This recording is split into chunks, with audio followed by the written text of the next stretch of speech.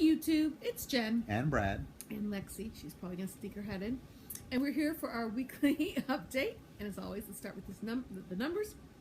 Started this journey in December of 2012 at 262 pounds. Last week, I was 182.4. This week, I'm 185.8 for a 3.4 pound gain. 6 feet tall, starting weight 320. Last week I was 227.6. This week I'm 231 for a 3.4 pound gain. Oh God. We both did 3.4? Yep. So the complete undoing of the success I've had over the past 3 weeks, I undid in 5 days. Yep. So, how did we do it, you might ask? We went out of town for 4th of July to a family function just outside of Washington, D.C. and pretty much just ate any old crap we decided to. Mm-hmm. So, and my super awesome plan of just don't eat any dessert would have worked perfectly, except for I had Lots of dessert. all my favorite desserts when I was there. So, needless to say, shit the bed on that one. But I'm not letting it get me down. Came back and started tracking yesterday and today. So I will do it to it. I know. It just means takes longer. Well, a few things.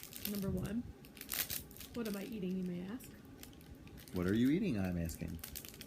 One of the Quest Labs new products that you can only get by signing up and then paying them to try their products, which is ridiculous.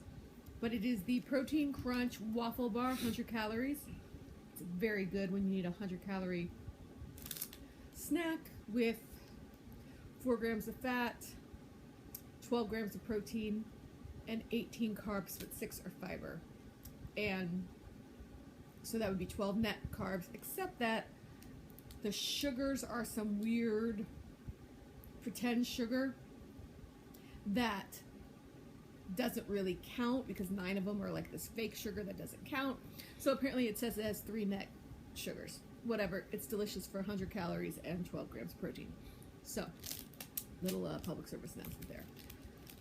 I totally wrecked my great loss over 2 weeks with a friggin' gain. I know why. I ate everything and I didn't exercise because I have been living my life trying to out-exercise a bad diet, and most people say that will not work, but I assure you it definitely doesn't work if you're not exercising. So the problem is that when we went to our in-laws, I had a time planned and I found my kickboxing class, and it was at a gym right by the place, and it was offered Thursday, Friday, and Saturday. So I'm like, that's great. I will work out Thursday, Friday, and Saturday. Sunday and Monday I won't work out. Except that when I worked out Thursday, my joints were really hurting, and I'm like, this is silly. I don't want to aggravate them. This is the time to take a break. I'll just take a break. Well, I should have also taken a break from eating because I ate everything. And I knew I would because I get stressed when we're around family, and it just makes me want to eat. So that sucked. So I'm back I started tracking again on Tuesday when we got home, and worked out today with my trainer. I'm just worried though because my knee and hip are hurting me, my right knee and my right hip. I know that years ago I tore my labrum in my right hip, a little tear.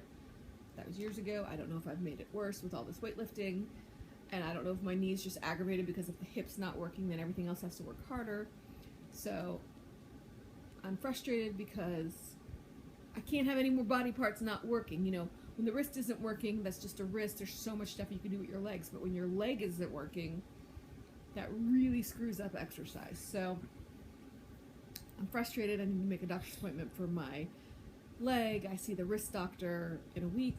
So I'm just frustrated.